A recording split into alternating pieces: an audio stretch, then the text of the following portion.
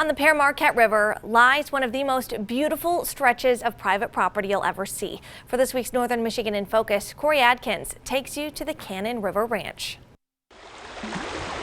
You can look at it in a different light. It looks different all the time.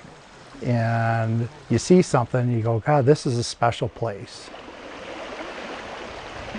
If you ever wanted to transport yourself back in time, the Cannon River Ranch just west of Baldwin may be the place for you. You know, I come up here some nights by myself, start a fire in the fireplace. And you can just look up and look at the woodwork and say, isn't this special? The ranch was built in 1929 by Robert Irwin of the Irwin Furniture Company. George Cannon bought it in 1954, and along with bringing his family here, he used the property to schmooze a bit. He used it to bring up customers, vendors. My father and my uncle had a company too, and they brought up their customers and vendors. And I ran a sand company down in southern Ohio, and I did the same.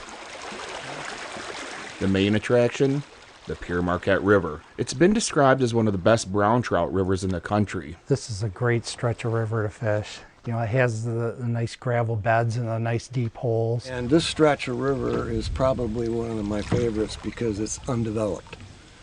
It's all natural on both sides of the river, privately owned. The Pere Marquette is a wild and scenic river, which means no motors are allowed. The Cannon River Ranch has 7 miles of land around that river, 700 acres total. I don't know of anyone else that has anything like this on a wild and scenic river. We have one of the few bridges that cross the main stream of the river, nice docks to fish off of that are grandfathered in, which you can't put new docks on the river. It takes an hour to canoe one end to the other. But as the river flows, so does time and so do priorities.